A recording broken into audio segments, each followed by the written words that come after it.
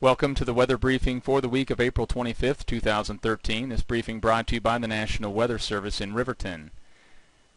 Let's familiarize ourselves with the maps we'll be using today, where we see the warm colors on this map, the oranges, reds, pinks.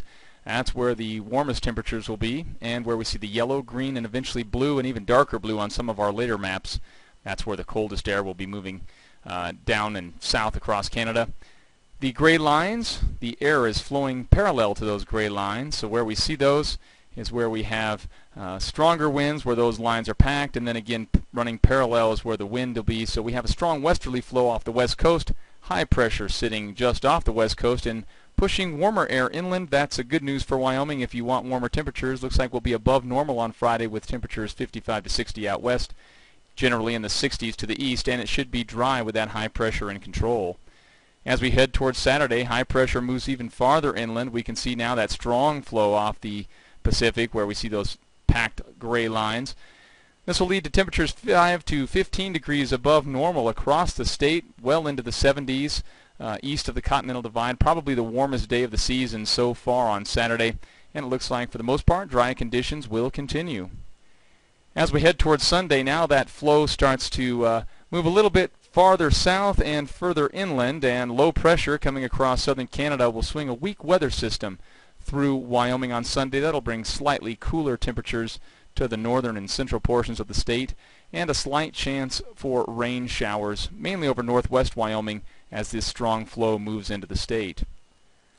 On Monday, another low pressure system begins to move across southern Canada. This one will dip farther south as we head into the middle part of the week, so colder air poised right on our doorstep for Monday. It'll be warm and windy out ahead of it, probably even warmer than what we saw on Saturday.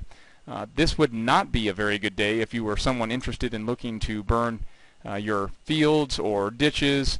Not an agricultural burn day, as the warm and windy conditions will quickly fan the flames. And again, that colder air poised on our doorstep, it looks like it'll move south across the forecast area on Monday night.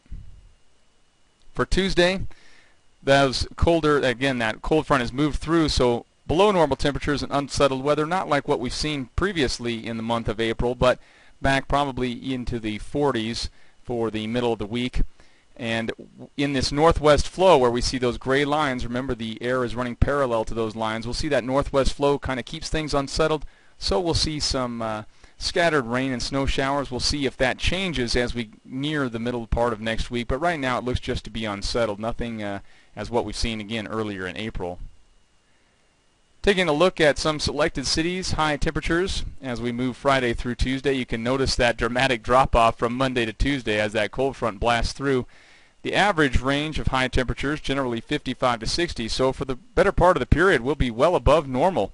Again, temperatures 60s into the lower 70s, again before things turn for the colder side of things for Tuesday.